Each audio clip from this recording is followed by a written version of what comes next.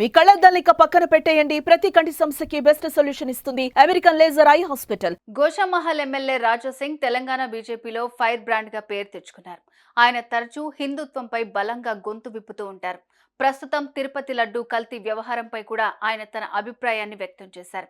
ఇదిలా ఉంటే తాజాగా ఆయన ఇంటి వద్ద ఇద్దరు వ్యక్తులు రెక్కీ నిర్వహించినట్లుగా తెలుస్తోంది. అనుమానాస్పదంగా కనిపించడంతో స్థానికులు వారిని పట్టుకుని పోలీసులకు అప్పగించారు. మరో షాకింగ్ న్యూస్ ఏంటంటే వారి సెల్ ఫోన్లో గన్, బుల్లెట్ల ఫోటోలతో పాటు రాజా సింగ్ ఫోటోలు కూడా కనిపించడంతో పోలీసులు షాక్ అయ్యారు.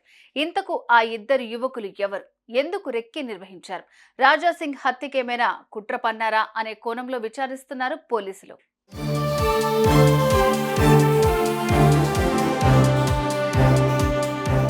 ఇక విషయానికి వస్తే గోషామహల్ ఎమ్మెల్యే రాజా సింగ్ ఇంటి వద్ద ఆదివారం ఇద్దరు వ్యక్తులు రెక్కీ నిర్వహించారు.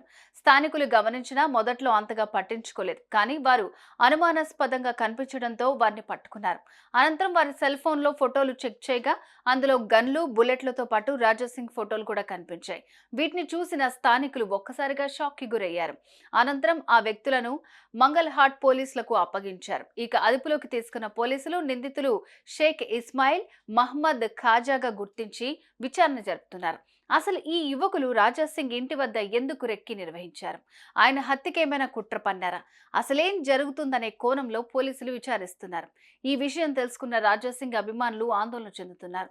ఇదే అంశం ఇప్పుడు స్థానికంగా హాట్ టాపిక్ గా మారుతోంది. సుమన్ టీవీలో మీ పర్సనల్ అండ్ బిజినెస్ ప్రమోషన్స్ కోసం కింది నెంబర్కి కాంటాక్ట్ చేయండి.